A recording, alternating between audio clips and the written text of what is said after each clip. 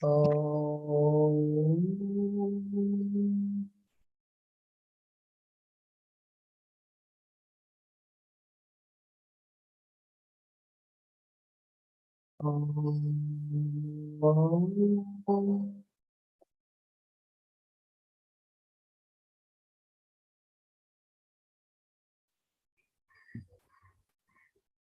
Om.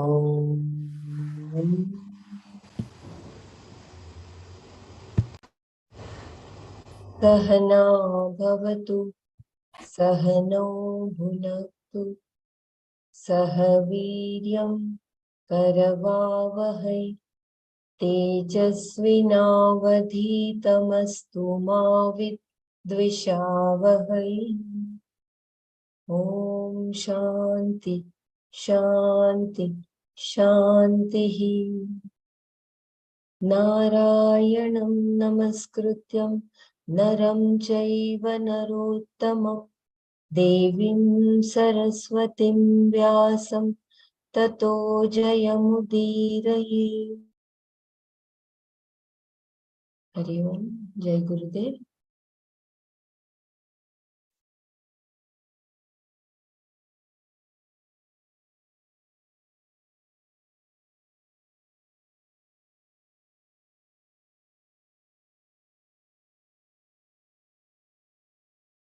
So we're looking at different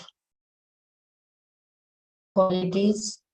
The one who remained Prashantam Chitta,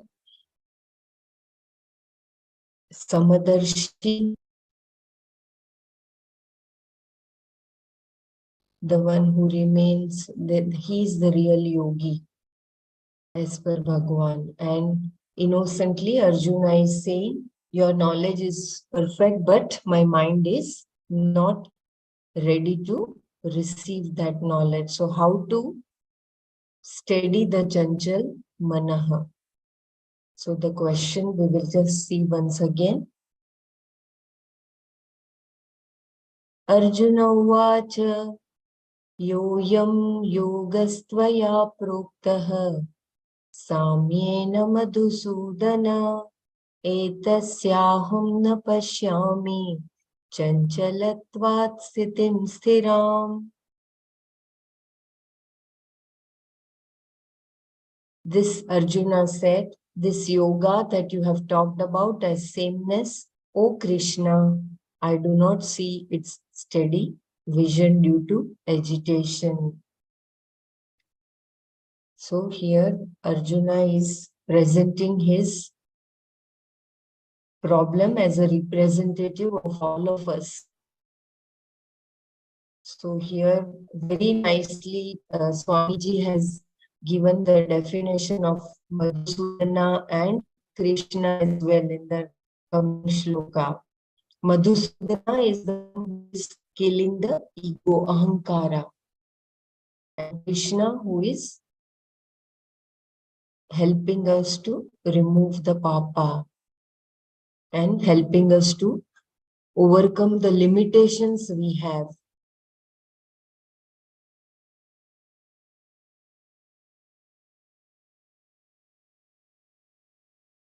I hope my voice is not breaking. It is breaking a little bit, but we'll continue for now. If it's persistently disturbing, then if it's breaking persistently, then I'll take over. It's good to just go through that. Low also. It's little bit low also, little low in volume. Okay, I will make it sure. I think that volume is okay. Maybe you can increase your volume, Sureshji, because I can hear her loud and clear. I did, I'm not sure about it. I'm outside now. Maybe that's fine. Here, it is nice, good for us to go through the definition and remember this definition of Krishna. Bhakta Jana Papadi Dosha Akarshanaha. So every time we remember Krishna, if we can remember this, one who removes Akarshati, all the limitations, dosha, such as sins, etc., papadi of people who are his devotees, Bhakta Janas. This then is why the Lord is called Krishna in the Gita. Yeah, that is such a beautiful definition. Bhaktajana papadi dosha akarshana. You want me to go to, I think that is in the next shloka, right? Here it was Madhusudana. Correct. That is the next shloka. The second question Arjuna asks. Yeah. So you want me to go through the little text of the previous shloka as well? Or I should start it? I think we did that. We must have done that yesterday, no? The previous shloka we was... completed that. Yeah. Arjuna addresses Krishna as Madhusudan, meaning the destroyer of Madhu, the name of a particular demon Krishna had slain. Madhu also means honey and is another name for the ego, ahankara, in Sanskrit. Everyone loves his or her own ego and wants to fatten it up, it seems. So here as a teacher, Krishna was capable of destroying the ahankara, the false ego with right knowledge.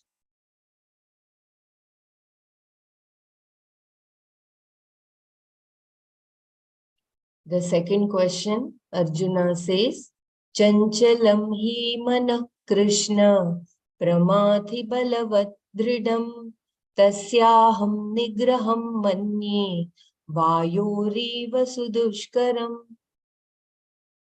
As we all know, Krishna, the mind is agitation, a strong, well-rooted tyrant. I think of it as impossible to control as the wind. So Arjuna is a representative and he is telling Krishna that it is just like a wind. I'm not able to control.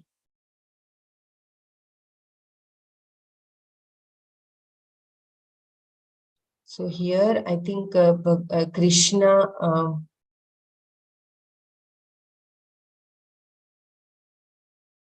the definition of Krishna, I just would like to read once again. Shankara defines Krishna here as Bhaktajana Papadi Dosha Akarshana, one who removes Akarshati, all the limitations, dosha such as sins, etc., Papadi of people who are his devotees, Bhaktajanas. This then is why the Lord is called Krishna in the Gita. The words Pramati, Balavat, and Dhrida are the attributes of the mind that Arjuna talks about. So these are the strong. Yeah, yes, here I just want to check, what makes one a devotee? See, Bhakta Jana Papadi Dosha Akarshanaha, right? So, what are the qualities of a devotee? Who becomes a devotee to Krishna? Is it someone who just sings in his praise? Can we just do a little bit of yes discussion on the one this? who is antakaran is pure, the one who is Nishchala, the one who is having the major attribute surrender, Sharanagati. And one who has implicit faith in him, isn't it? That faith in his words, in him. Shraddha. Unflinching Shraddha. Normally, people go to the temple and go to, they pray when they are in difficulty.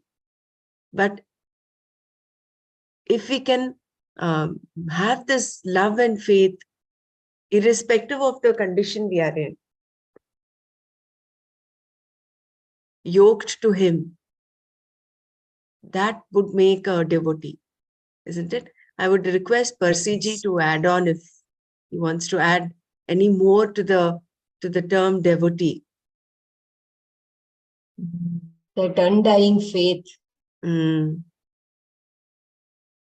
What may we know that somebody take care. Yeah. We have already covered it. Like it's one who is having a lot of devotion for the master, where he finds the knowledge useful to his own advantage and becomes so devoted to him, having full faith in the words of the master. That would be the qualities of a good devotee. They don't remain two anymore, they become one.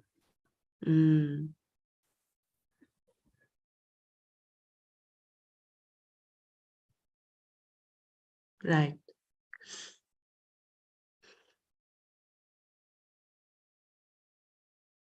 That feeling of oneness, I think that comes with the Atma Jnana only. That's, and yesterday also I had said that word. Gurudev has very beautifully said that for dhyana, you need to focus single pointedly with your mind. But if you want Ishvara as Atma Jnana, you have to have that Samadarshita, Sarva Bhutastha in your heart. So very beautifully he had differentiated that when you have that Sarva Bhutastha Atma, when you have that Samadarshita, then you can have the Atma Jnana.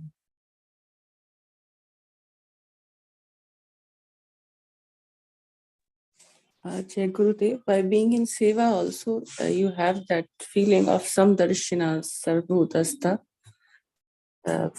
Bhav. You have that oneness feeling after you involve yourself in Seva also. Very true. No, we have to dissolve the ego, that separateness. When you separate yourself, then only that two-ness happens, dvanda, no? If you see as Samadarshina, it has to happen Samadarshina. That only is the biggest knowledge, you know.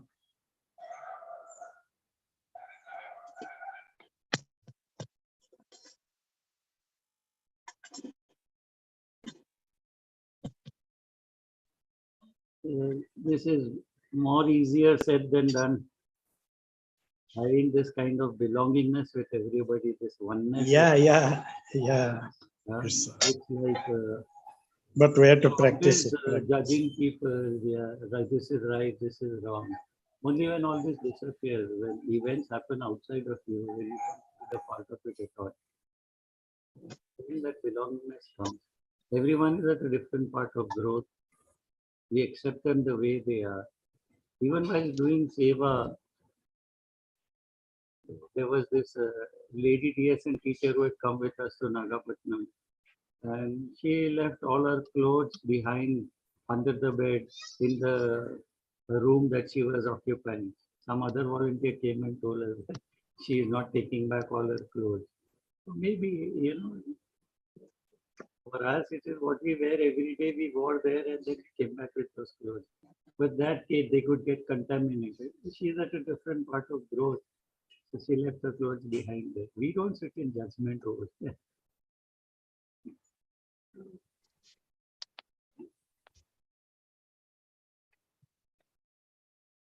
Even while doing seva, people are on different paths, and there are so many things happening while doing seva also. That's okay. Like Guruji says that stones are only thrown on fruit-bearing trees.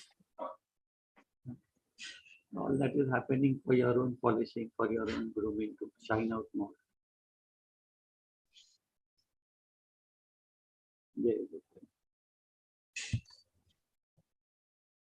Yeah. And seva, while we're talking of seva is also, the same seva that is given, each one, like what Persiji very rightly said, how each one approaches it depends on what is predominant in his. It could be, you can choose your seva if you want to choose. There are people who choose seva. Oh, I will do this, I will not do that. But true seva is irrespective of what that seva is. When it is required, are you prepared? Do you have the attitude in your mind to be available and do it?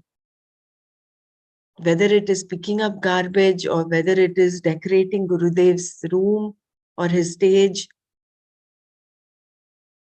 or cleaning the bathrooms, irrespective, if you're in that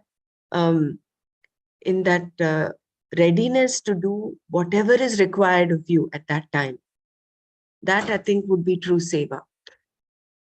And not pick and choose based on, again, your likes and dislikes. You know, these likes and dislikes, so very,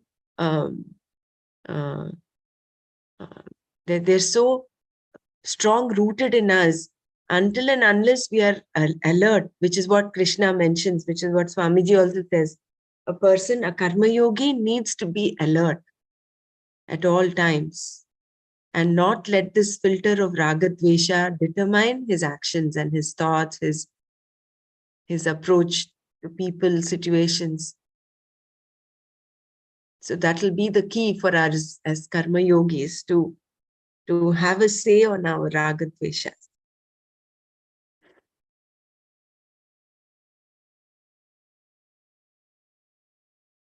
Very true. If there is no alertness, then there are so many chances of like some people have false ego. I did this, I did that. And only I can do, that is also wrong. People are there who do, I mean, they do seva without any expectations.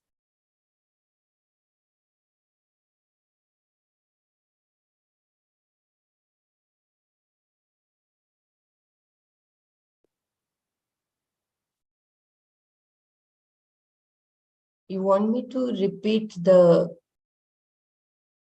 this shloka, or we can go ahead?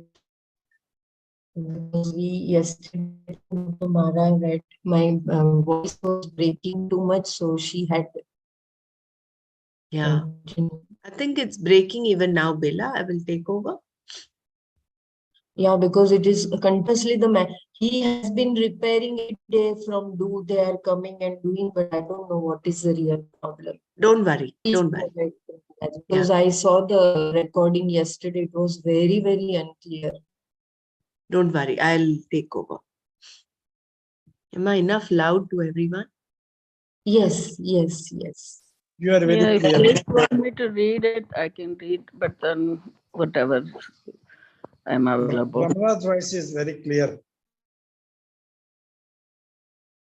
So should we do Shloka 33 one more time?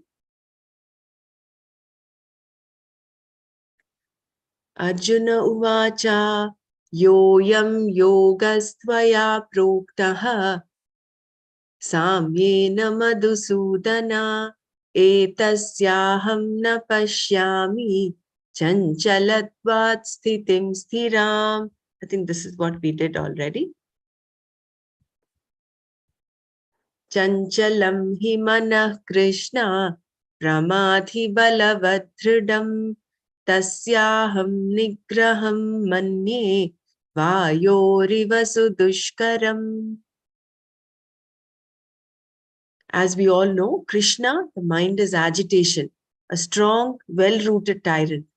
I think of it as impossible to control as the wind. So here we looked at the definition of Krishna, Bhaktajana Papadi Dosha Akarshanaha. So the words Pramadhi, Balavat and Dhrida are attributes of the mind that Arjuna talks about. Not only is the mind Chanchala, it is also a tyrant, Pramadhi, that which shakes one up. To say that the mind is agitated is not enough. In fact, the mind is agitation. The mind has the capacity to bring one's senses, body, reason, everything under its control. It just takes charge of everything. One's reason does not seem to have any say over this mind. For instance, no one volitionally wants to become sad, but one is sad. No one wants to be angry, but one is angry. Emotions like sorrow and anger are all conditions of the mind and seem to have a hold over the person. One's culture, upbringing, status, and knowledge do not seem to have any say when one is angry. In fact, one's culture seems to be totally forgotten and an entirely new language emerges, one that is not found in any dictionary. This language, although generally understood by everyone, since everyone uses it occasionally, is usually kept suppressed. Culture implies language, but when a person becomes angry and uses such unbecoming, unexpected language, the person's culture is gone. No matter how refined and cultured, no matter how manicured and pedicured, all the culture the person has ever cultivated is nowhere to be seen in moments of anger. The person's knowledge also is not available at such times. Everyone knows very well that sadness does not produce a desirable result. The sadder one is, the more problems one has. No one has solved any problem through sorrow. This is all very clear, very rational, as Krishna himself had said when he first began his dialogue with Arjuna, saying, "You grieve for those who should not be grieved for, and yet you speak words of wisdom. Ashocyan anvashochastvam prajnavadanscha bhashase."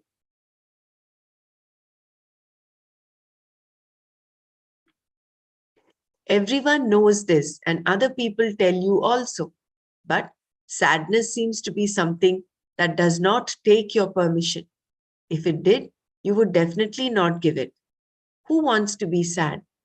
Only when permission is sought is there a question of you granting it or not. Sadness implies a certain type of thinking. Sadness means there is a particular type of thinking going on. Without thinking, you cannot be sad. Sadness is not like hunger, thirst, or sleep. Without thinking, you become hungry. Without thinking, you go to sleep, especially after a big meal. And in the morning, without thinking, you are as hungry as a wolf. So, to be hungry, you do not have to think. Whereas, to be sad, you do.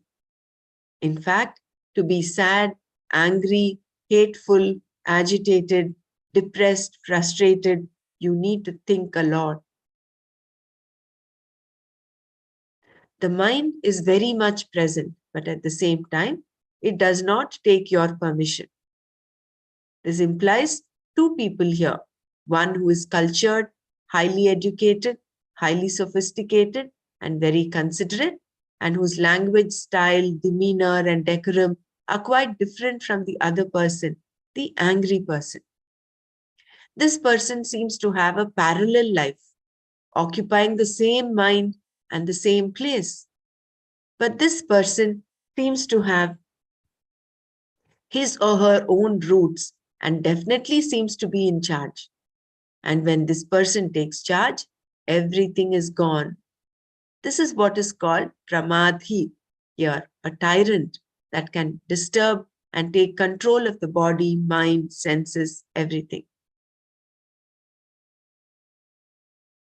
This is much like the Dr. Jekyll and Hyde, the split personality. There is a good side, a good-natured side to us, and the not so good-natured side. One may now ask, if it takes charge like this, why not take control of it with some other greater force? After all, if someone wants to control you, you can also control that person. All you require is to reinforce yourself properly with enough weapons, enough strength. Then you can regain control. But this kind of reinforcement does not work here.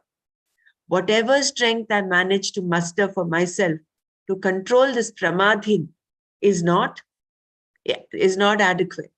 The other always seems to be stronger. It controls me and it is strong, balavat. Its hold is so strong that I cannot wrench myself away from its control. I cannot even wriggle out of it, nor can anyone else get out from under it either.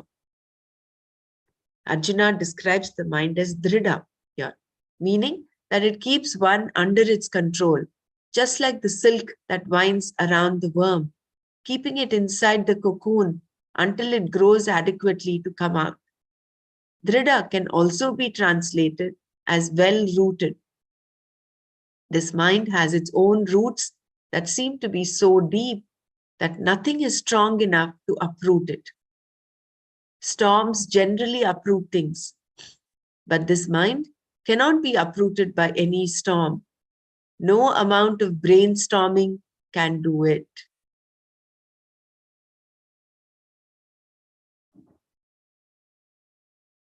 So very beautifully, the nature of the mind has been described, not only as pramadhin, as a tyrant, that this goes out of control.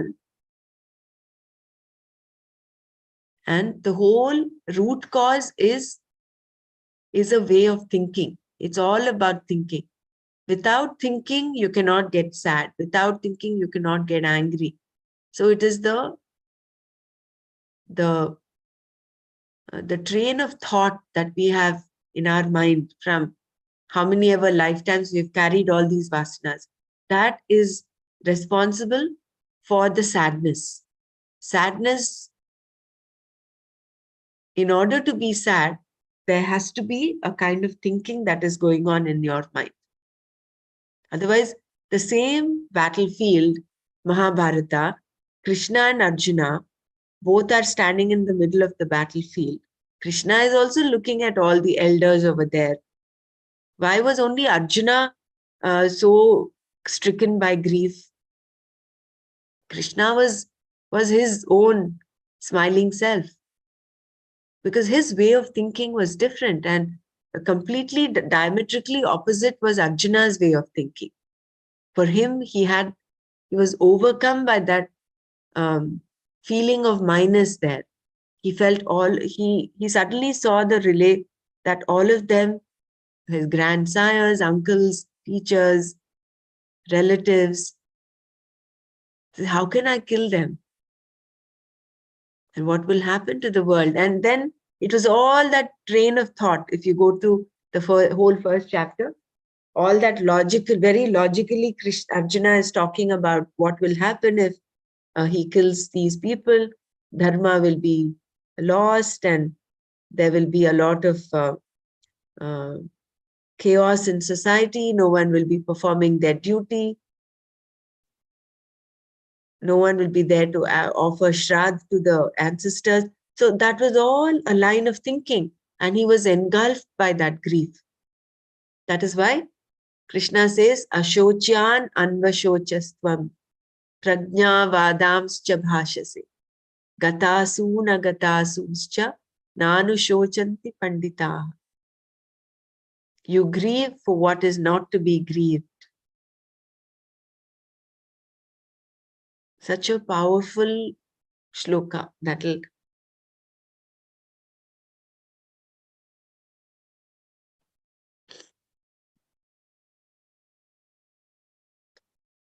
the mind has its roots in childhood. The mind has its roots in childhood and has picked up all kinds of problems from childhood onwards. As a child, one's perceptions are limited, and to those perceptions, others are added along the way. Thus, there is a certain core personality with a lot of added embellishments. Together, they seem to be a person, someone who is altogether different, whom we call the mind, the psychological mind. It is this psychological mind, the emotional mind, that Arjuna is talking about here. The mind that is dhrida, the well-rooted mind that controls everything. To control such a mind, Arjuna says, is something he considers to be very difficult to do. Tasya aham nigraham manye sudushkaram. Dushkara means difficult, and sudushkara means very difficult. Arjuna compares any attempt to control the mind with trying to catch the air in one's hand. Vayoriva sudushkaram. The air is not available for catching. Therefore, to control it is impossible. Even if he tries to trap the mind somewhere, like one can trap air, he cannot do it because the mind would always be outside of the trap he set for it. I'll read it again. Even if he tries to trap the mind somewhere, like one can trap air, he cannot do it because the mind would always be outside of the trap he set for it. It would just look at him, teasing him almost. Is this not what happens? You think you have given the mind a job to do, like chanting a mantra. Come on, turbulent mind, chant. Okay, then you think that the mind is doing it until you find that it is outside somewhere. The mind may have taken you so far away that you do not know how long you were there or remember what you were doing before. Somewhere, the mind trips you up and then takes you for a ride. It is so elusive that you cannot even set a trap for it. This is why the mind is compared to a monkey.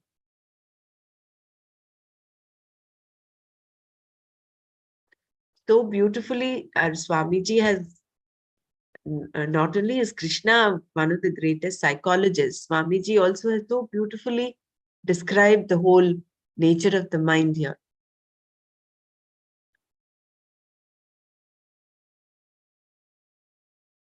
It slips away and it teases you, as so to say. And it takes this uncharted flight out. We think we have the mind in control. But no. Stress need not be a factor of agitation. Therefore, to have to do something with his mind is no small job, Arjuna said. And he lived in an era where stress was not the concern it is today, since the society was not under so much pressure as it is today. Arjuna had a lot of leisure and did not have all the hurry that we have today. But still, he had a mind, albeit a very cultured mind, that was chanchala.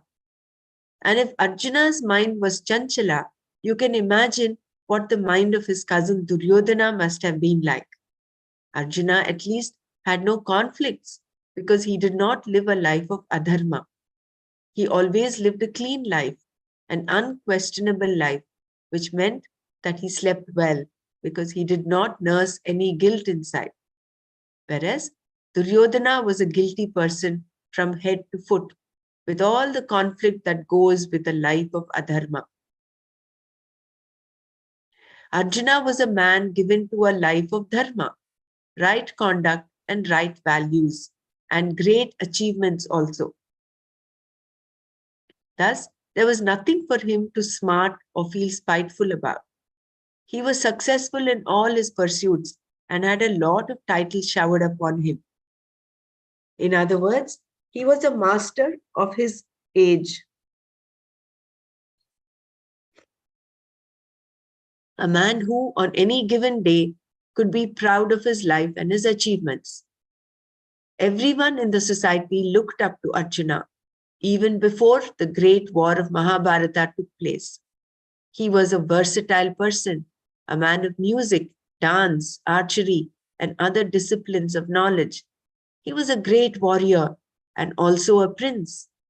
But even with all these qualifications, Arjuna's mind was chanchala. So being successful, being an achiever does not make your mind it does not get you in control of your mind. The mind, in spite of all this, is still chanchala. So it is not stress alone which is a factor for the mind being chanchala. Even without stress, it still is agitated. Arjuna's problem is universal. If Arjuna's mind was nothing but agitation, what about those minds given to the modern phenomenon called stress? Something happens in Iran, and having read about it in the morning paper, you are already upset before you even have your shower. Anyone living in today's world where the input is so much can identify with Arjuna's problem and ask the same question. The problem is very well known, as Shankara also confirms. In Arjuna's time, the question was relevant. In Shankara's time, the question was relevant. And today it is relevant. In fact, the nature of the mind being what it is, it will always be relevant. Therefore, one has to know the ways of the mind by paying attention to it and gain a certain mastery. Does anyone want to add or share anything here before we go to Bhagwan's reply?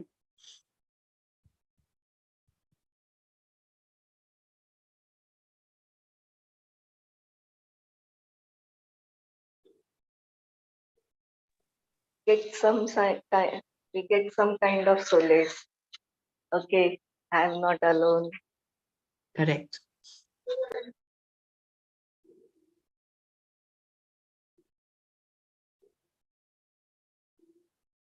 Solace for the moment, but we have to come out of it.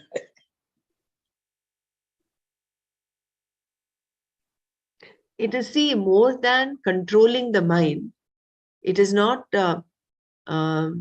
we have to understand it and master it rather than control it. You cannot push it down.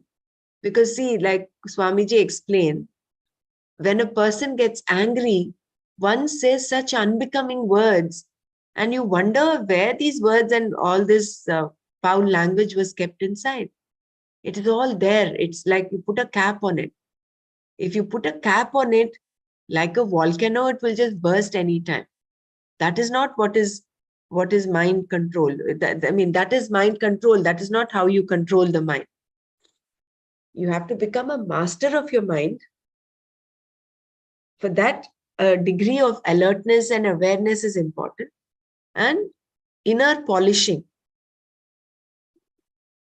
Inner polishing, again, it comes back to taking care of raga dveshas, that atma shuddhi, antakarana shuddhi is where you let go of the hold of your raga dvesh. The reason why you become angry is because you crave perfection.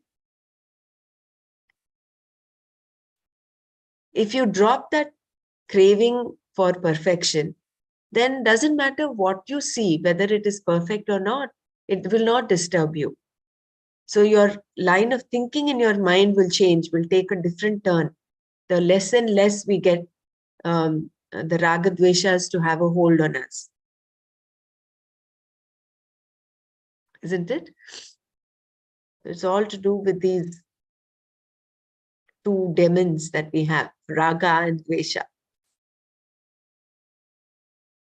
Yeah, basically, whatever the desires that you become slave for that, instead of mastering the mind, you kind of become because of the desire, that like rightly said, you cannot control the mind. You have to learn the mind, how it works and what way it does, and try to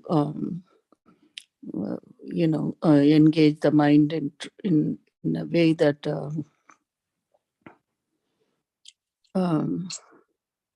work for you, that basically,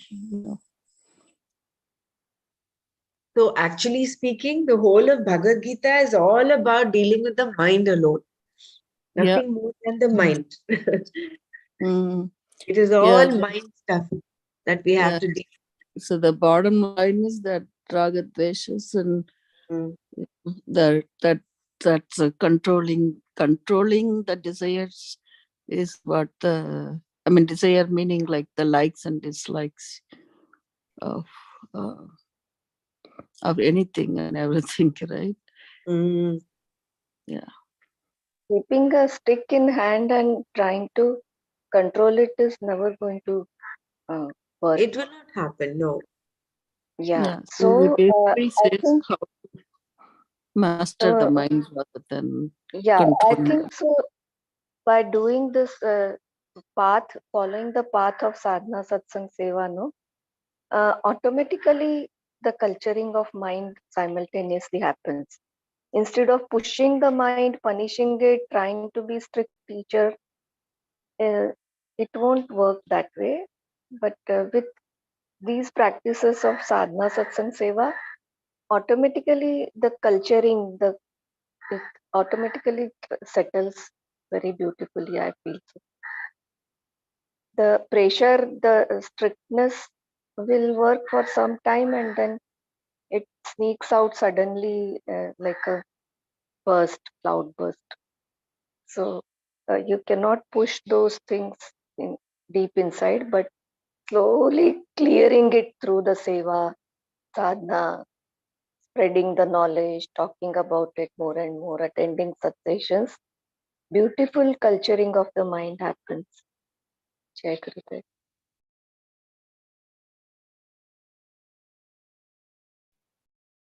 I think what we need to do is all this wonderful knowledge that we are gaining.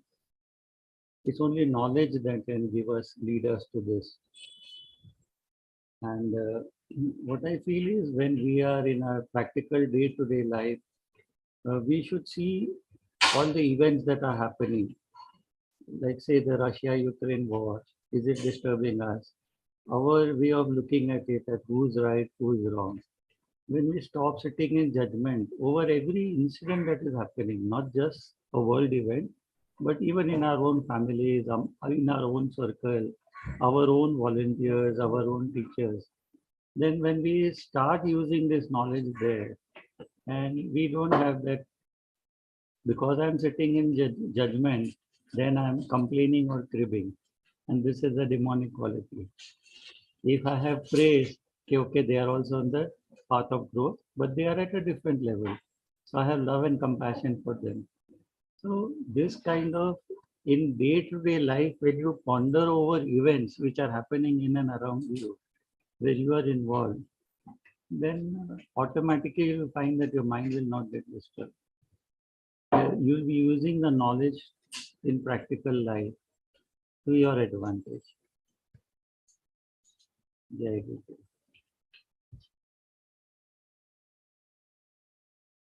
Very true.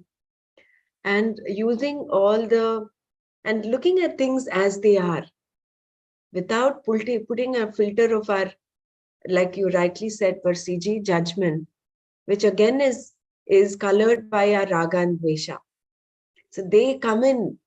If we are able to see the whole world with a clear crystal glass and perceive things as they are, and not with a colored glass that has got raga and dvesha in it. Otherwise, the world which is black and white, like for instance, again, the example of Krishna and Arjuna standing there in the middle of the battlefield, what Krishna saw was so different from what Arjuna saw. So Arjuna was so engulfed with grief because possibly there was that little filter of raga dvesha for him. He suddenly started becoming, he said, how would I live without all these people? What use is this kingdom for me if I kill my own people? So it is all about our perception. And in order to define our perception of the world, not just seva, sadhana, satsang, like what Madhuri ji said, knowledge and living this knowledge, all those 5 knowledge points, those pearls of our happiness program, those are like our, should I say, shields that will help seeing the world as it is, without the color of raga dvesha. When unpleasant things happen, you remember, pleasant or unpleasant things happen, you remember the opposite values. And then different situations happen, you accept them positively, active acceptance. And when someone criticizes you, humiliates you, or praises you so much, don't be a football of others' opinion. Where you can stay centered and yoked to that, be equanimous inside. without getting tilted either up or down. Then you become a true dvandvatita.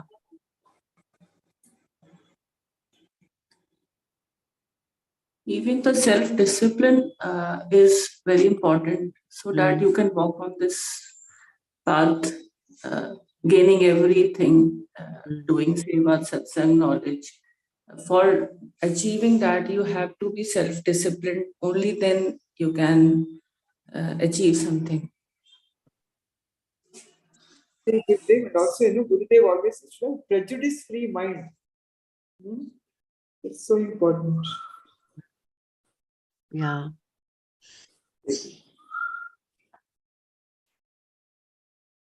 Can I speak something?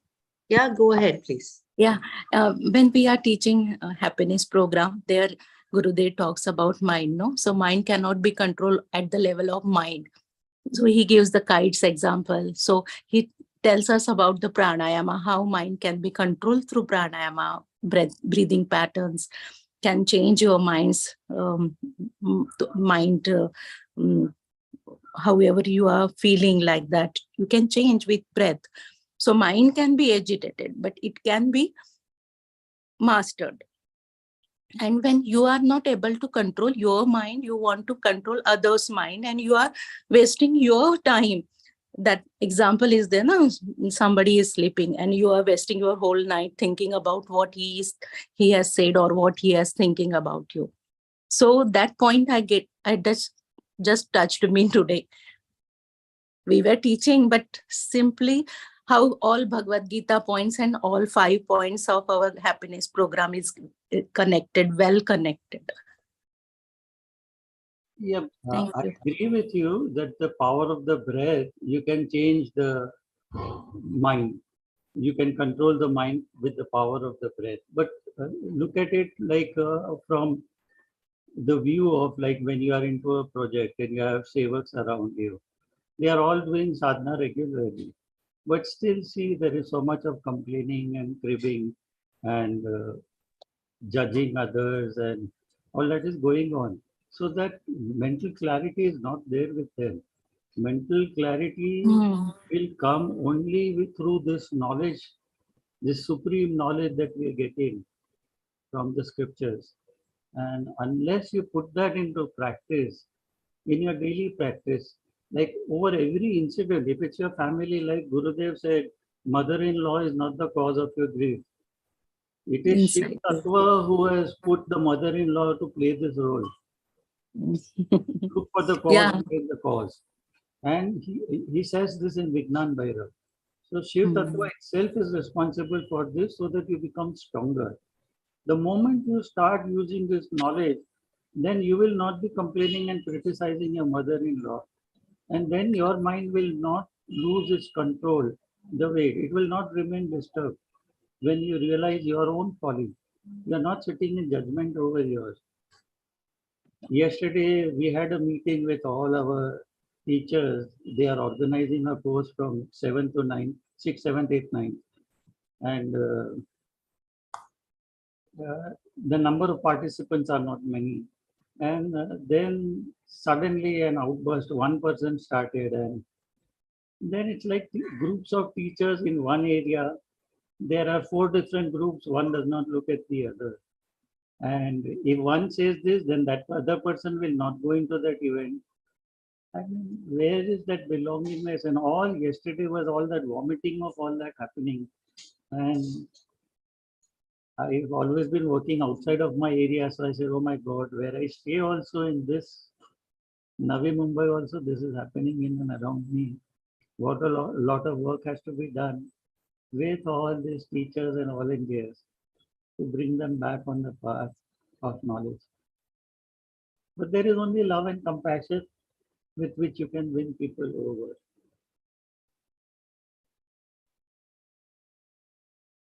Even at the level of teachers, this level of ignorance is there as far as the application of knowledge is there. One person started and then everybody started vomiting. STCs, ZTCs, we have teachers coordinators here. who are in charge of each different area. So that is very true. We cannot just feel that, oh, I'm doing seva, sadhana, satsang, therefore my mind is under my control. But like you rightly said, you don't know what situation will trigger that tyrant inside of you. And that pramathin comes up and, takes over. It's like a storm. It just comes up and you don't know. You have no control at all. You may have just finished a meditation session and come sat in the volunteers meet, but all that will go to dogs if Yeah. that is Yeah, why. we kind of read yesterday, I think, however you're sophisticated and all this knowledge and everything, when the anger comes, everything goes goes Exactly. out. Yeah. So that's where I think like you said, like the knowledge, we have to keep ourselves saying what is our true nature is. Our true nature is you have to be peaceful, harmony, and blissful. So that if we know, keep that in our mind all the time, and then looking at the world, the everything else is changing all the time, and it's not permanent, so it's not something to sweat on it. In that kind of thing, we can say, okay, in just saying, oh, it's not real and all that, but it's a relative reality. So it's just that, to me, like in the sense, we have to remembering what is our true nature, and then keep at it, and trying to keep our mind and senses and body and everything else. Um, we have to keep thinking, okay, uh, um, I wouldn't say it's controlling it, maybe training it um, to do the best we can. That's how I can think of. I think by participating in such occasions, like taking up bigger projects or bigger something, bigger seva, where more heads are involved, in such situations, only we are giving ourselves that chance to put this knowledge into the practice, no? Because there, little bit that distance you can keep, and properly you get the chance to observe your mind more carefully than just getting limited to the just family, friends, and very small district. So throw yourself for the bigger seva project, and then see how the mind dances, others' minds dance, and at that point you get beautiful chances to see that how mature your mind is becoming. Uh, I think so. This is a very beautiful uh, path which has given us so many opportunities to for culturing the mind. That's what I felt.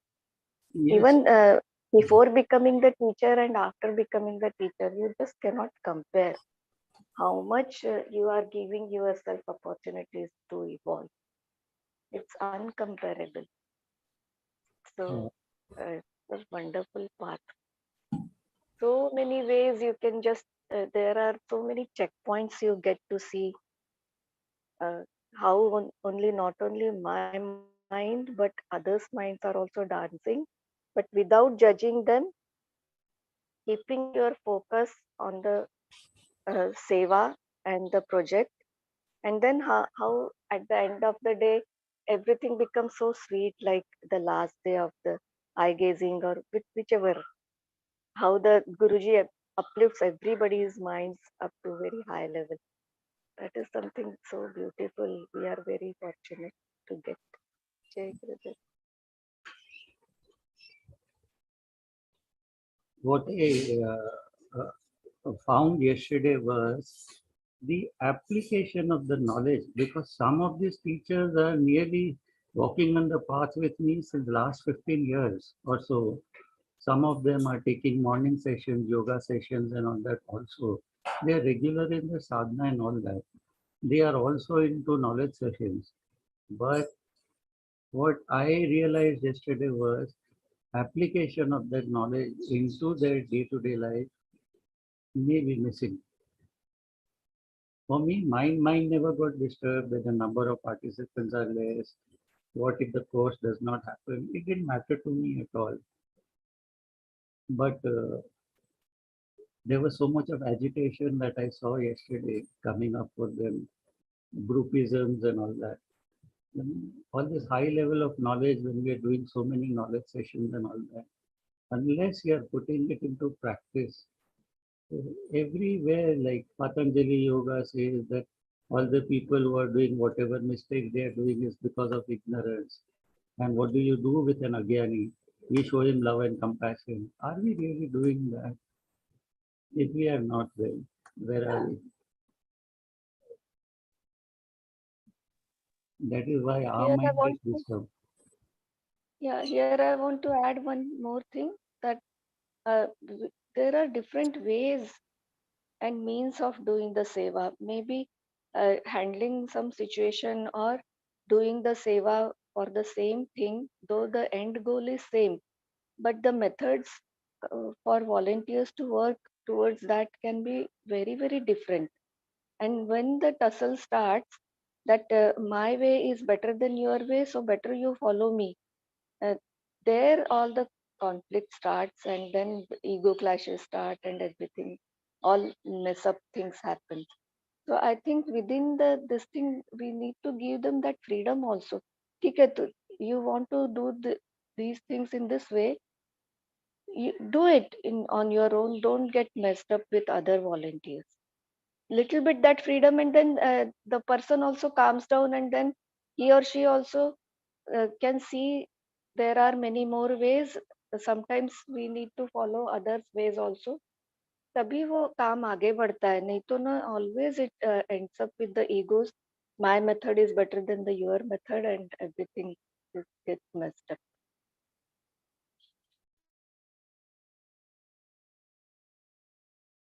That is why Gurudev says, take courses along with teachers who you do not go along well with.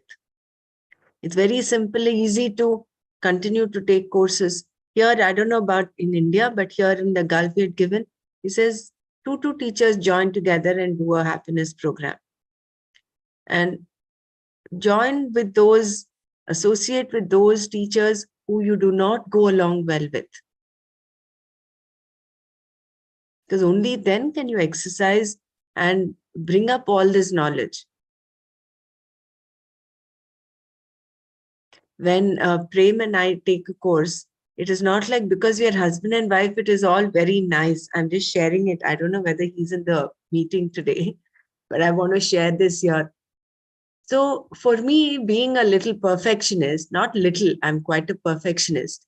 So I would be in the initial days of our teaching, almost every day after the course, I would give him a feedback and I would ask him also to give me a feedback. And sometimes I felt my feedback was very critical. So then I started looking at my own mind. I said, can I accept the way he's taking the course rather than put my, tell him, expect him to take it the way I want him to take it. So when I started doing that, I felt I had a lot of freedom from within. I would tell him, still give a little feedback here and there, but then it would not disturb my mind as much. So it was all for me, it was my inner growth that this association of taking a course along with your husband was.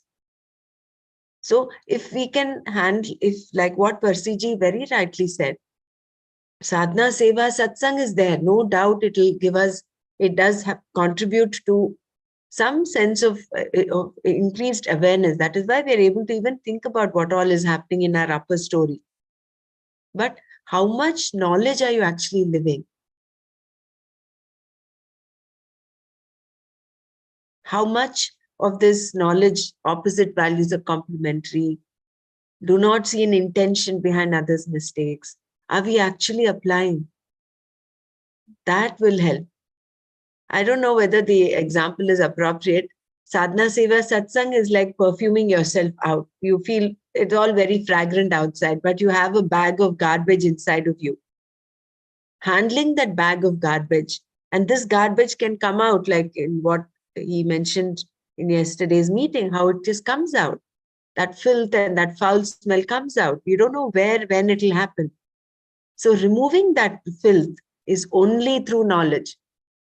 Not just listening to knowledge, but absorbing it in, making it part of your own nature. If Gurudev was there in that meeting, would he also behave like that? No, because he does not have that bag of garbage inside of him. What he has is just pure fragrance, which is not external. It doesn't need to put perfume in order to feel fragrant.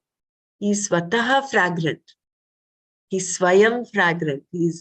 So that, I think, will be our goal, where we can polish our inner dirt and that remove all of that. Again, that example that Prem had given long time back about that dirty basket, this little boy keeps taking to the river and brings back water. What happens is that bag gets cleaner and cleaner. So that will happen, that cleanliness will happen only when we, only through knowledge, only when we listen to, understand, and imbibe this knowledge and make it our own.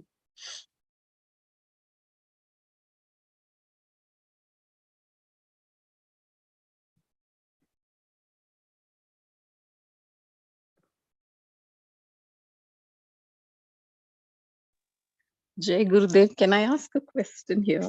Yeah, go ahead, Subha. To Percy Ji, he's mentioned how to counter these things with love and compassion. So what exactly is it in practice? What is love and compassion in practice?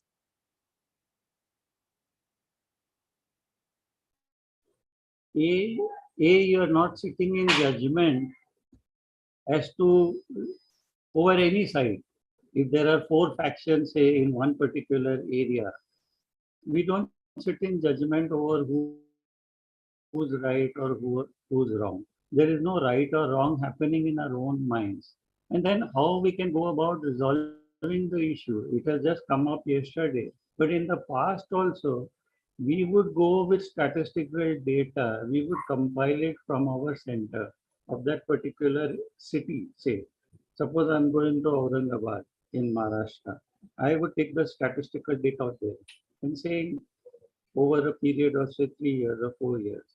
And then showing it, I would say how I can be useful to you. How would you like to grow? What is it that the Apex members and I can do for you?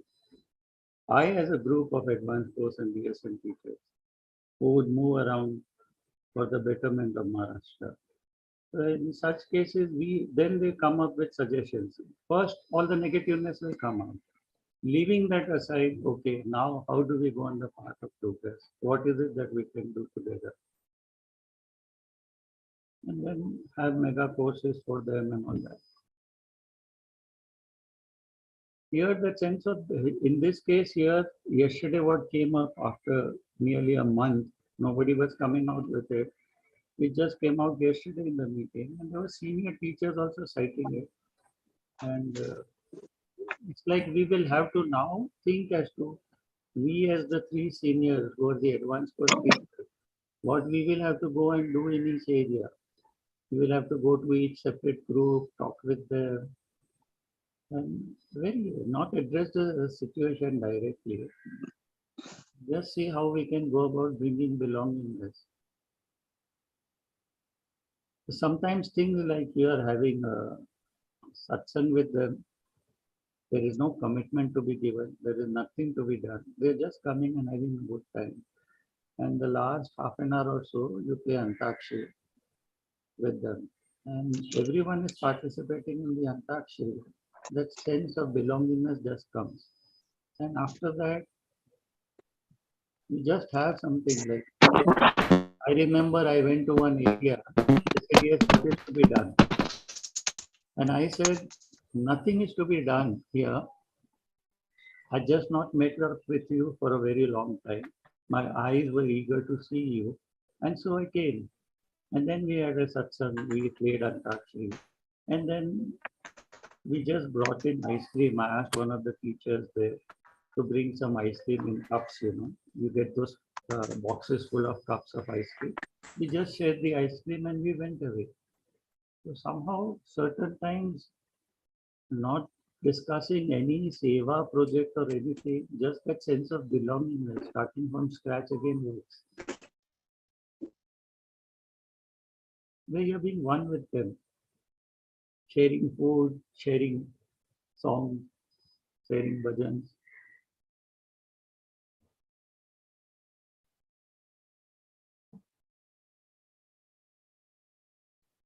Giving love is not uh, showing to them, even in your own heart, you don't believe that there is a right or wrong to it. As someone else earlier said, everyone thinks that they are right in their own way.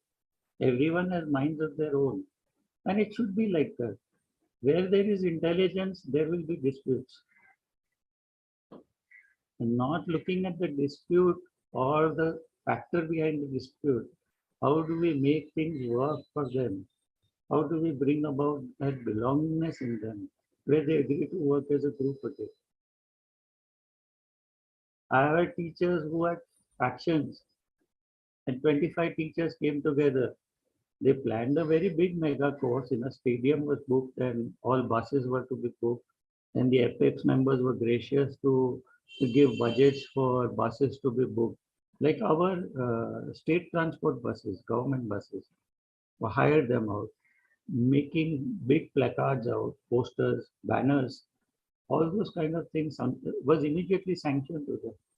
But we got a course of 1,500 people in one city with 25 teachers. It's not the numbers that mattered, but 25 teachers came together to work for that course. And 25 teachers working together where there was this harmony was a very big achievement, is what I thought at that time, to be very frank with you. And sometimes just, I think we start with a Guru Puja there and all that. It just works.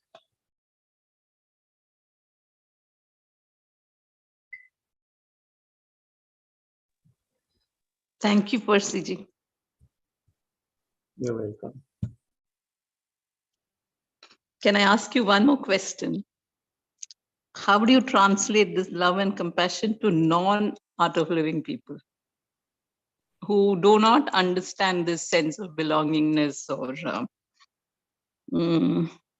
wanting to do something in a cooperative manner, in harmony, but want certain things to be done in their way, even though it is not the best way, but that is the way to do it? How do you handle? The thing is, whatever they are doing because of lack of knowledge. The ignorance that they have has to be dealt with love and compassion. So I never sit in judgment over people. And that is why that ratio of transformation, whether I work in the jails or whether I'm working with the terrorists, that kind of transformation that comes around is just because, I don't know, it's like, see, even when I'm going to work in the slum, my reaching out and picking up a poor, dark colored infant and putting him to my chest, like holding him in my arms, it just comes naturally to me.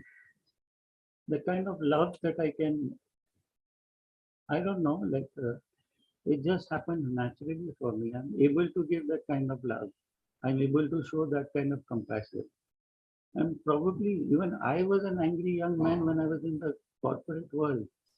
But over a period of time, the sadhana, seva, satsang, and using the knowledge, that has worked. Probably we were lucky that the Gurudev was with us. We spent a lot of time with him in our TRMs also. Also otherwise, those days there was not much of a crowd. So a lot of this knowledge we got first hand from him, from the horse's mouth, as they say. And then staying with him, seeing him handling situations like meetings for BR are going in, and then while people kids come in, they are youngsters. The way they talk with Guruji, आप क्या जानते हो BR के बारे में? कभी आपने उधर ग्राउंड लेवल पे काम किया हो तो आपको पता होना चाहिए. Like their way of talking is absolutely like horrible, I would say, painful for the ears. But then how Guruji deals with them, fantastic. Those are learning lessons which I will never forget.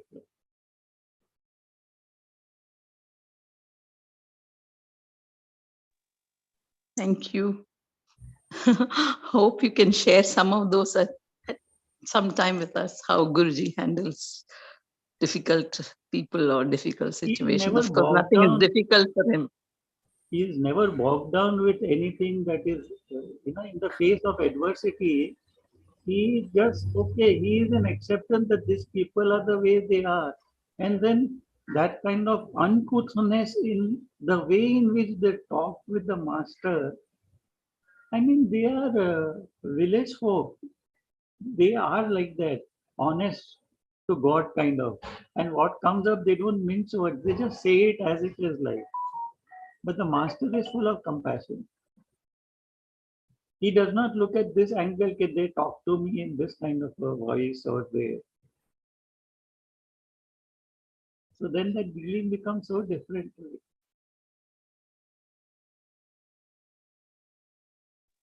Okay, thank you. Yeah.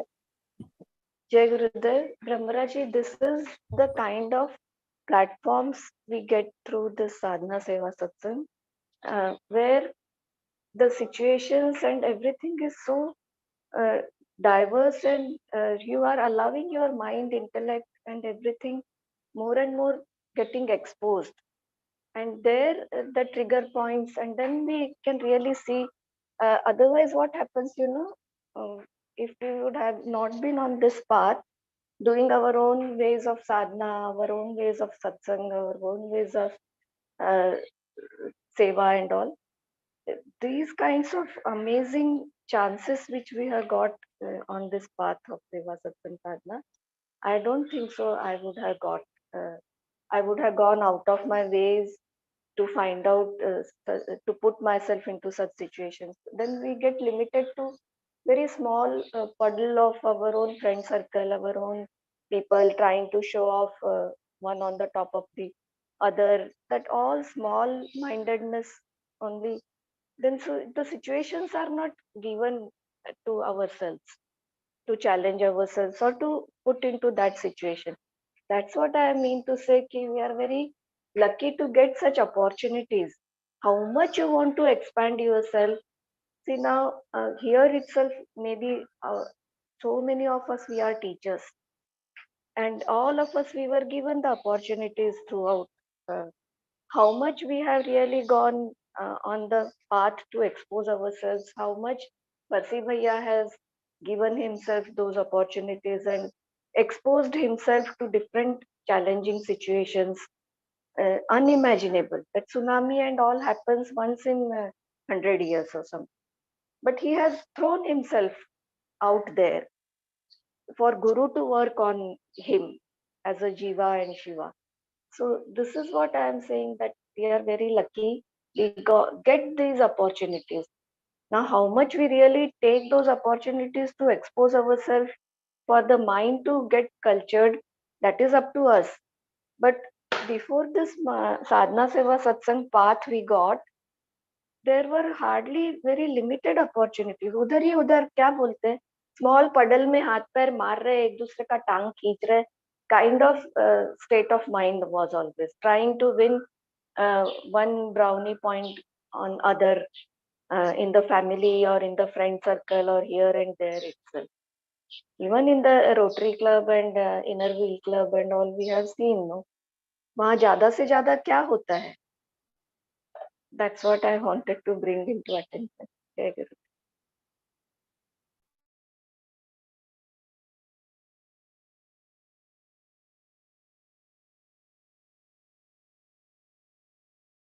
So it's very nice. Good sharing today. Similarly, we all have, all of us here on this in this group have an opportunity to share our understanding of every verse, like what Madhuri is going to Madhuri ji is going to share today. I think shloka number 4 today, right? Yes. So I would encourage everyone here to come forward and pick up one shloka, whoever is going to take shloka 5, 6, 7. So in order we can I was just telling Nana yesterday, and he said this is a very good exercise because you think you have understood, but when you actually have to um, present it or give your understanding to someone else, share your understanding, then you'll understand, oh, I don't have this little clarity. So you'll go back again, read it. So greater clarity will dawn when you actually have to express yourself, express this knowledge. So everybody here has an opportunity to do that. And I would encourage everyone to come forward. So you can go ahead with let me stop this share. So you can go ahead, Madhuriji. I will just share the other one. Second.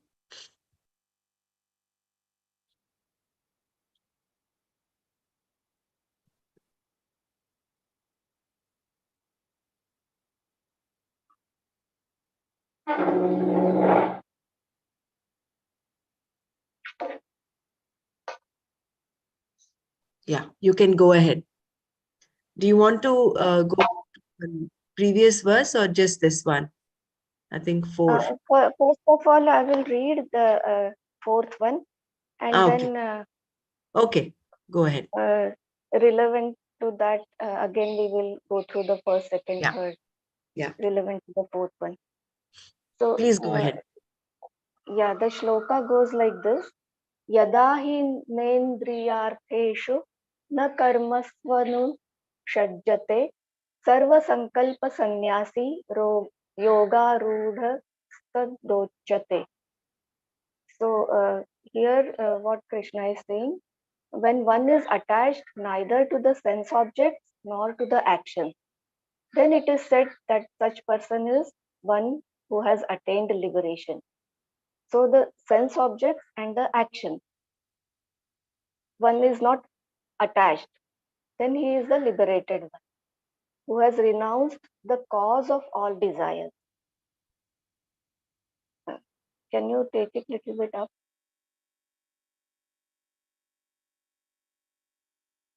Yeah, the person described here is one whose mind is not disturbed by anything. Such a mind enjoys dispassion and contentment. It is a resolved mind with reference to all sense objects, indriyartheshu, and with reference to all actions also, karmasu. There is no any attachment whatsoever. All actions, karmas come under two types, as we have seen previously, Vaidika karma and Laukik karma. With reference to both types of karmas, this person no longer thinks of himself or herself as a doer. In other words, the person doesn't have kartavya buddhi, a mind that thinks in terms of this must be done by me, doing which I am going to better my lot. So here, what is my takeaway? And like in the first, second, third shloka, how the things are built up. Uh, Generally, we see as a sannyasi person who is in the means robes, and then he is not he is taking the alms from others and then eating.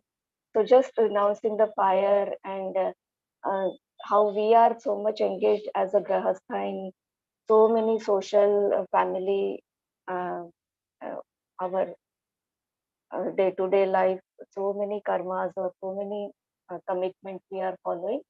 So some person who is called sannyasi, he is free. It seems to be he is free from these obligations of a grahastha, which we need to go through every day throughout our life. But here, so beautifully, Krishna is saying that is just the outer thing, which seems to be like a sannyasi, but the real sannyasi is the one who is a karma yogi, then he is the yogi both.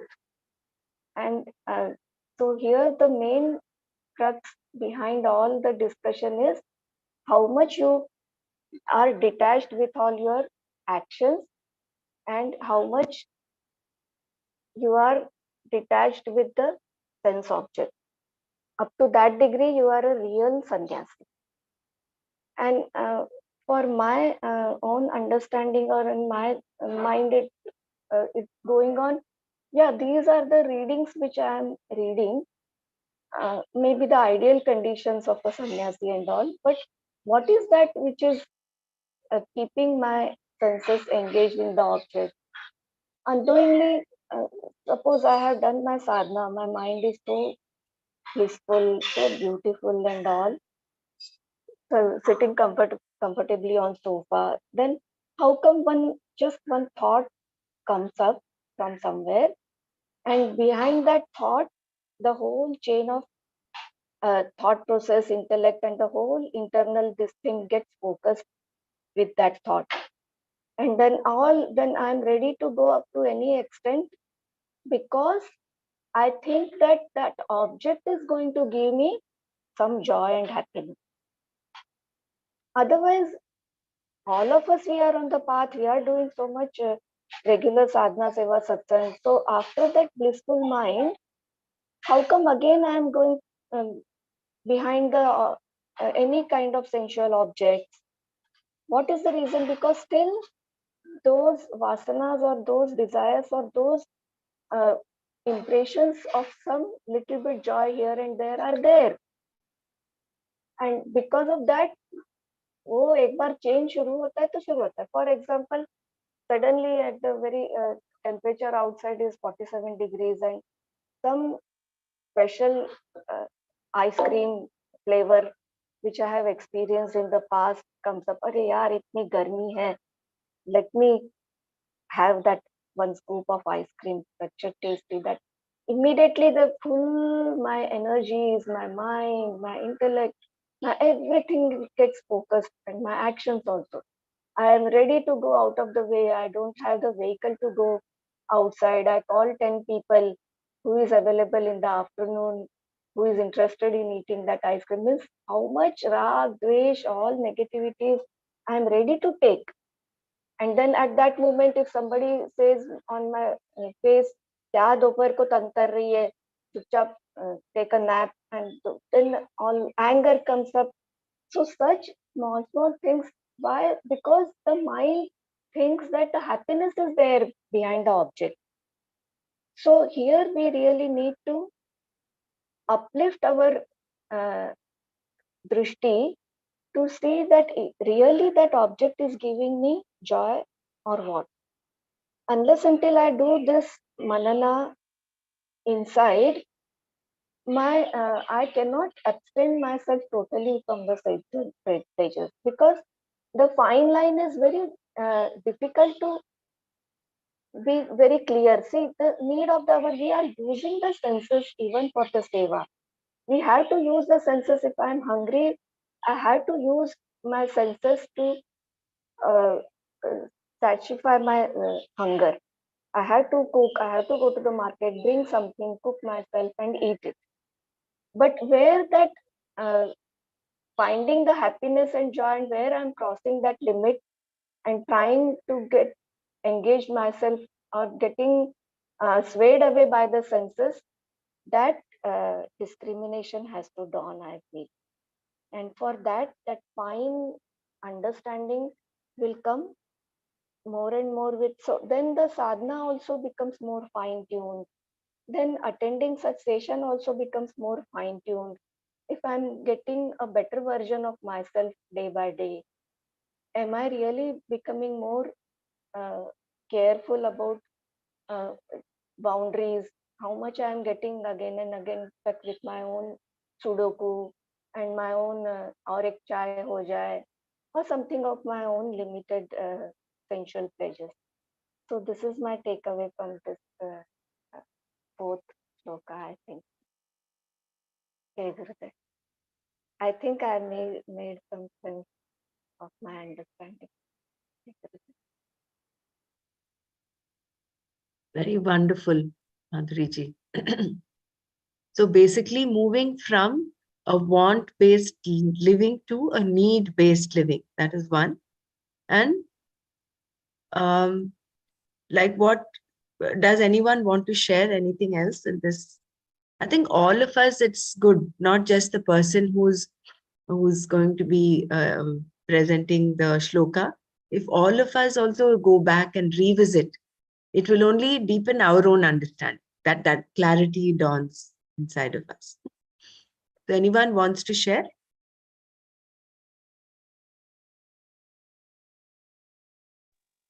I think, Ramaraji, it will be a good idea to make a little bit, I won't say compulsory, but everybody should, because see, I took this yesterday, I threw myself out of the way to just know I had to share this thing for fourth shloka.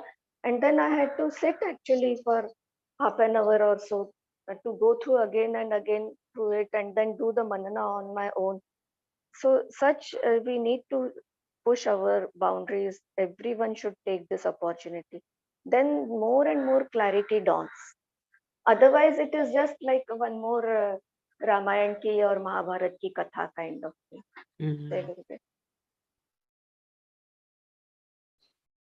Also, Didi, I would like to share, like when we are doing seva or any opportunity which has come and we are passing through it, and when the difficulties come, that is where when we start looking for answers.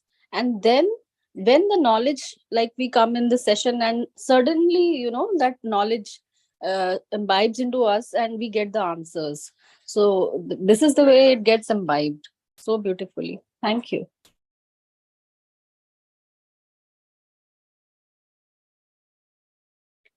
Just to complete the rest of this, that Madhuri ji very beautifully explained, and a lot of clarity in how she's explained, is that karma is only for one who has this kartritva buddhi, the doer, only a doer. And the Vedas, they address the doer. And once you are a doer, you're also a bhokta. What they're talking of here is a sannyasi who is above all of this, who is beyond the reach of the senses. The senses do not have a hold on him. So he is free from all the karma that is normally prescribed for a person, for a karta. And what are these karmas? They are nitya karma that you do every day. The snana, japa, sandhya vandana, all of that.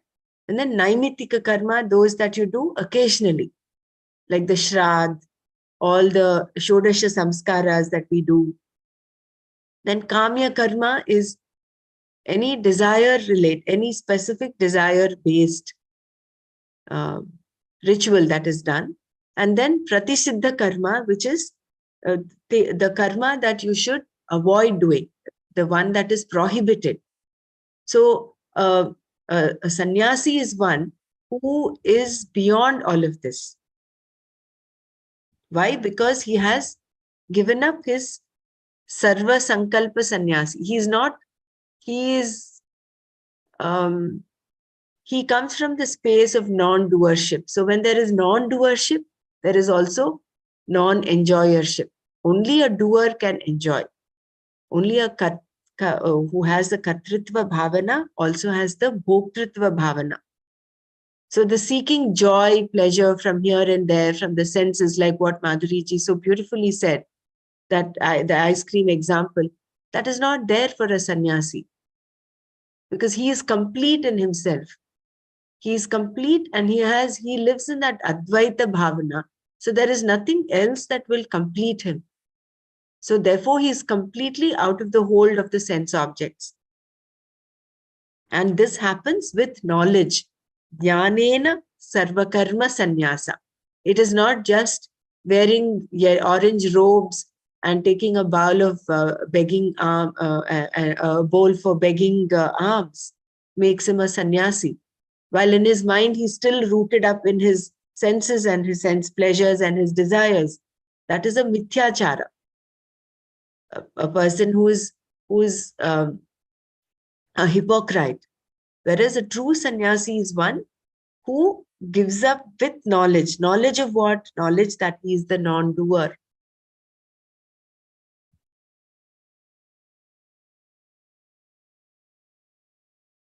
That is why Swamiji says, please do not conclude that you should become a Sarva Sankalpa sannyasi.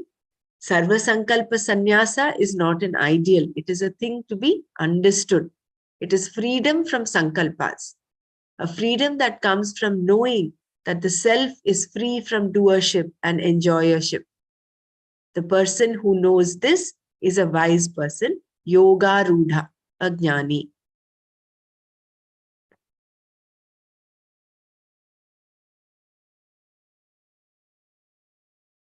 So giving up all action implies giving up all desires, because only when there is a desire, there is action. There is no action which is born out of, without any desire, without any sankalpa. So, and you cannot give up the desires unless you know I am the whole. Knowing this, the doership is gone. Only then is the renunciation of all desires possible. Thus, this giving up of desires, passion and activity is nothing but the discovery of the self. Atma is the whole. So we're coming back to that fact that when you see Advaita, when you are in that Advaita Bhav, then you are automatically free from all of this. You are complete and whole. Because you are the problem, not XYZ. The situation, person is not the problem. You are the problem, and we take responsibility for that. And that responsibility is what I think Dr. Mara, Bela, Madhuriji and all have done. We were able to take these 4 shlokas. So I would just urge everyone to come forward and take responsibility. Who is going to do shloka 5? Didi, I have a question. Yes. Didi, the example of ice cream, like when one is very mature and towards sannyas, like everybody is at different level, isn't it? Like I am really at just started, like but maybe like all of you are a little like everybody is at different level of growing up on the path. So like that ice cream example, if we take, of course it is very essential to look at the mind and stop it somewhere, which is craving for happiness in ice cream. But can we think it like this also, like the thought has come and there was a sentence like from the very childhood level, there are certain things which have happened, the what do I say, some impressions have happened from the childhood and we should address to them as well, so that we become more stable, and we are not we don't remain as a child even when we are adult. ये वाली बात आई थी ना इसमें yesterday and today. So isn't it that thought has come for the ice cream? Maybe there is some childhood impression there, and there was something.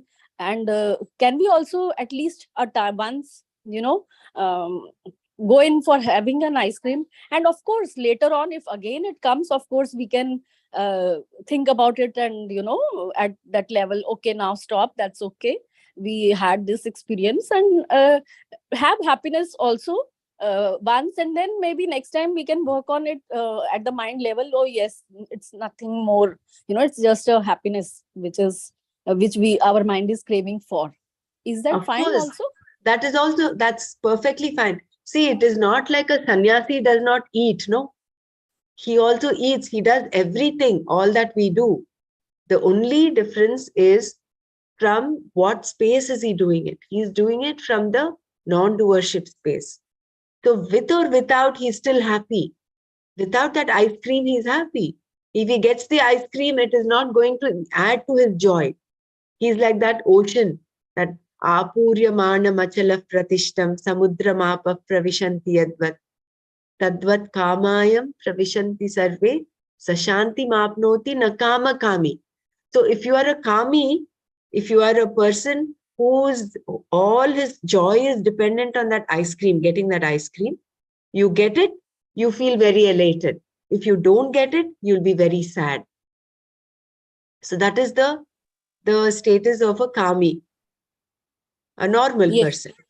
Whereas Yes. an ajnani, right? Whereas Yeah. a jnani, whether he gets the ice cream, the thought might come. He might have a desire to have an ice cream, probably. If he gets the thought and if it gets fulfilled, he's fine, he's happy. It does not increase his happiness. If he does not get it, his happiness does not diminish. Yeah, Didi. Thank you, Didi. And just one more thing I wanted to ask: how will how will we, erase our childhood impressions so that mature we are not no more like behave like a child? This thing I Yeah. wanted to know. Like sometimes Practice. adults are also childish. So Correct. It is through practice of being a karma yoga, being a karma yogi. Practice of, when you practice being a karma yogi, then you will do what you have to do, not what you like to do or what you want to avoid. Didi, thank you. That will be the first step. And of course, when after having established yourself as a karma yogi and you become contemplative, then the step of dhyana yoga, it goes hand in hand. It is not like you first establish yourself as karma yogi and then do dhyana yoga. You can do them simultaneously, but you'll get established in dhyana once you are a firm karma yogi. Then you will have a say on then this ice cream, this, and all that will not disturb you. Didi. Isn't it? That is what a yoga ruda is. The previous verse was all about the Aru. It had also opened up Aru Ruksha and Yoga Ruda. Aru Ruksha is the one who's wanting to better himself, wanting to uplift himself.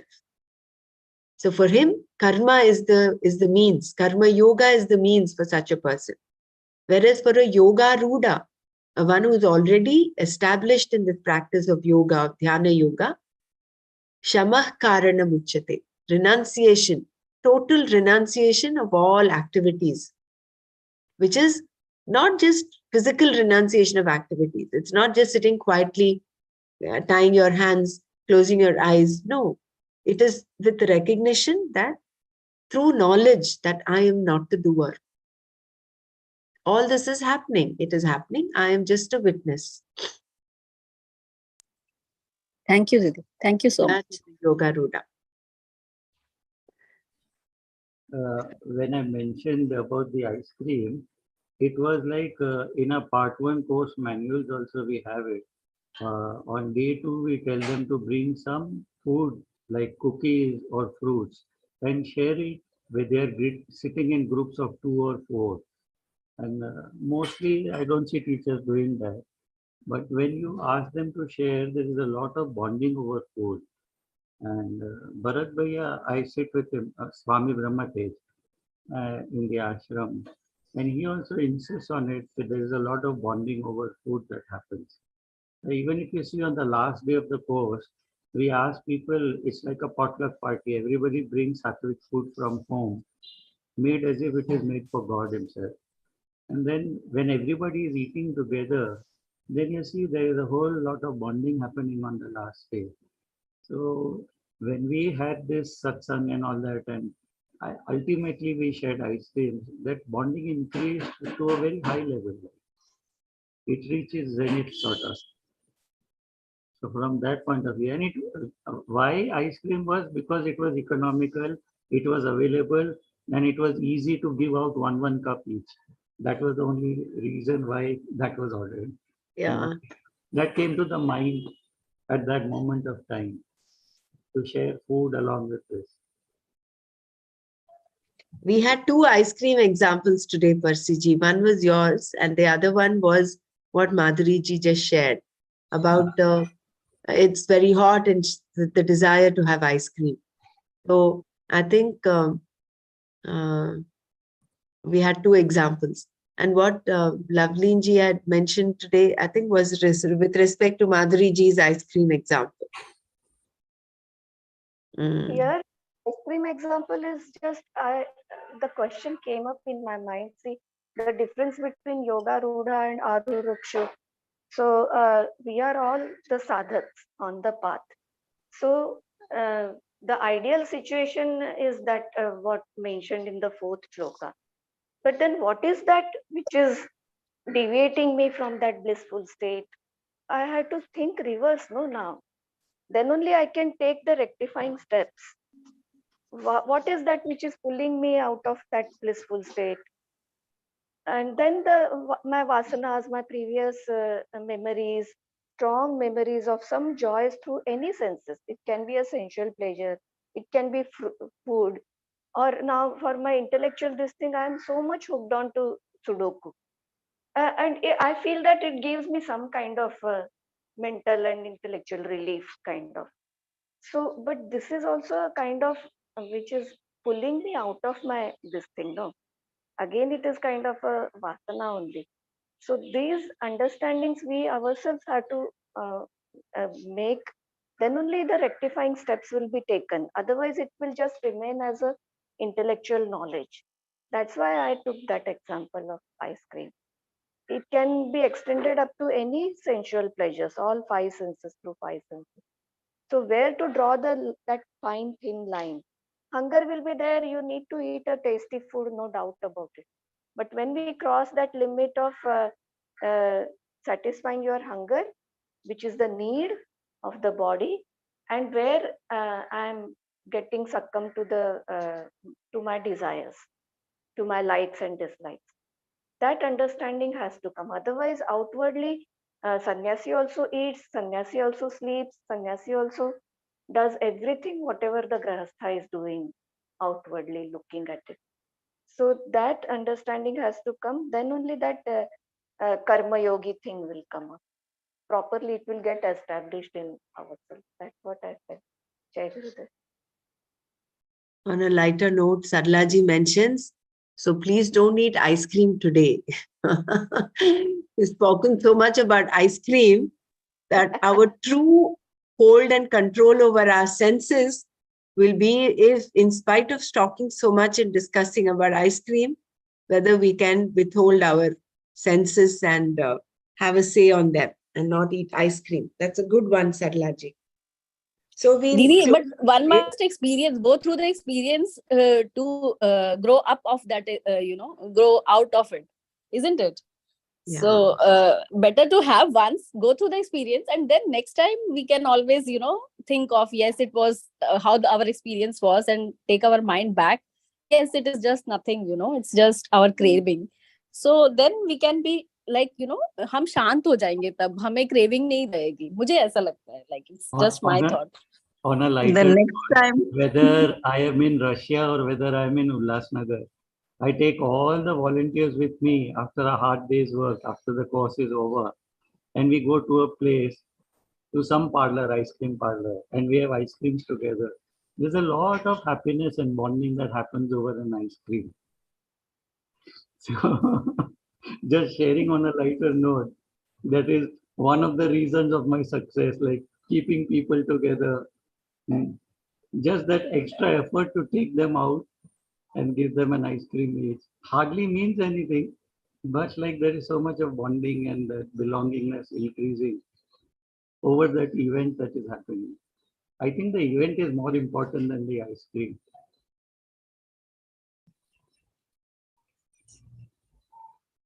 The happy state of mind that comes out. Everybody is laughing and joking and having a good time at the parlor. The ice cream is only the nimitta karana, that's all. It has only that much value. But if we hook on the ice cream, it could be an ice cream, it could be maybe just a satsang. Why not just singing? Singing also brings people together. So I'm not at all denying the fact that food brings people together. That is fine. But here, I think the The point that Swamiji and Krishna is trying to make is you go beyond that, isn't it? You don't link it up to that. And no doubt what you're doing is fine. Like for bringing people together, that's fine. But here we are not talking about the group. It is your individual. How are you dealing with your senses? How are you dealing? It is all about an individual's mind. What Persiji you're doing is a collective thing to bring people together. It's more of a group thing. Here it is the person in question is you.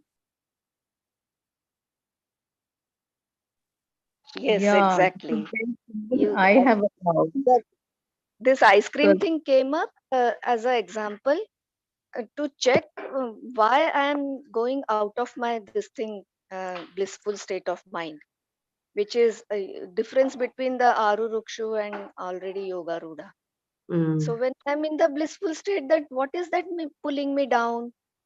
Think in the reverse direction, and then you will come to know where the rectifying steps are to be taken, needed for my next step.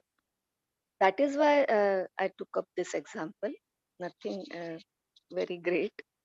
Jai Gurudev. yeah, so this comes to my mind about the shloka 2.61, 62, 63, where Krishna says, no, it starts with you remembering your some sense Ayato experience. Vishayat Pumsaha Get Sangasteshu Jayate. That is the one, right? Yeah, and then you go down the ladder, no? Then Yeah. anger comes. Otherwise, Anger no, comes. the whole then dialogue remains devotion. as a dialogue between Krishna and Arjuna. And I am just reading it, I am just listening it. वो एक मन में role हो जाता है.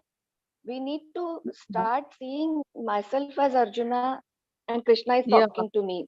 Then only yeah. it makes some sense to my life. So we have to, this is what I gathered, that we need to detach that attachment to that senses. What in any situation, if you want to get free from it, you have to either indulge it and overcome it, or not even go anywhere near it and overcome it. Is that correct? Yes, Because yes, it right. initially starts with the thought, isn't it? The danger of indulging with it, no, what Lovelinji mentioned, if you have the thought of ice cream, you have it, and then the next time you be away from it. The problem is all through our childhood, these impressions, that is how they've built. Because we think we have an ice cream and we feel happy, content and all that. So I don't know whether that is the way, whether indulging it will get you out of it. Indulging it might actually have an effect, strengthening your impression. So if you really want to get out of it, Dhamma, you must practice Dhamma. Have a say on your senses. There's nothing wrong in having it again. But then there is every chance that that impression might get stronger. So that next time, but keep repeating, okay, this time let me have, the next time I will practice Dhamma. Next time. So that in order to put a stop on that next time business, right now, here, if I don't get the ice cream, am I still happy and complete? When you look at that, you are actually complete. You don't need the ice cream to complete you. Even if you do get it, even if, for instance, some friend just comes home, an Atiti comes home and he gets a packet of ice cream, you just smile to yourself and you have the ice cream. It is not like it is completing your happiness. I don't know whether I got myself across, but I don't think indulging will get you out of it. You're perfectly right, Kamlesh. Yeah, We are indulging does indulging not, ourselves. in fact, it makes you even sad. Yeah, no, we need to experiment ourselves. With everyone it will be different, and every sensual pleasure it will be different, because the degree of pleasure through every senses, see, we don't go too much behind smell vasana, and we go too much behind unknowingly for the craving of the food and the sexual pleasure, because that is ingrained in us for lakhs and lakhs of years, lakhs of our birth, through all animal kingdom. So Everywhere here we is have where that. so here is where we need to do things with that, again, easy to say it, without the sense of doership. Mm. Yes. So such kind of manana will help us to take one step forward. Otherwise, uh, some yoga ruda, some idealistic condition in the space, and I am here on the earth. That kind of feeling comes. Always trying to reach out to something and never ending journey. Yeah, we had good discussion. Tomorrow we'll have this from half an hour from 6 o'clock so that we can spend a little more time on this. Today we overshot time quite a bit. So who is taking up? I think Suma, isn't this your favorite shloka? Number 5. Uddare datmanatmanam natmanam avasadaye. Again, see, we have our favorites. It's 6.6, isn't it? 6.5. 6.5. Okay, I'll do that tomorrow. So we have Raga, and I'm just joking, okay? It doesn't matter. We, of course, have our favorite shlokas. So you do this, bro. And I would urge everyone to also go through the PDF. So we also have, we also understand it. So then we can have some useful manana of this, right? So we for today. Throw yourself open for this, huh? All 17, 16 people. Please throw yourself open for this. Even if you blabber, it's okay. But you need to, otherwise, how we will cross our boundaries? I was completely zero yesterday, and then I sat my, no, Madhuri, you have to go through it again and again. Check all the 4 shlokas and how they are relevant to my life today. Everybody must do this exercise. All 17 people should take 17 shlokas. Jai Gurudev. That's an opportunity to come out of what will others think, or will I be able to say it? All that ego, that separateness, you have an opportunity to come out of that comfort zone. I completely agree with Madhuri ji. So let's do that. All of us need to strengthen ourselves. That is the true Sangat Chadva. No one is going to sit here in judgment. Because each one of us also, as we're listening to the other person say, it is a reflection on how much you yourself are judging. Are you sitting in judgment, or are you sitting in that innocent space? So it is actually an exercise for everybody.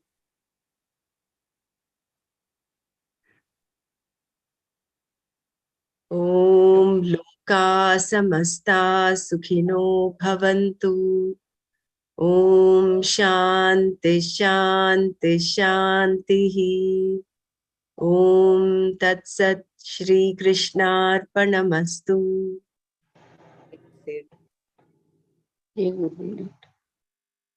धन्यवाद सर्वेभ्यः. जय गुरुदेव.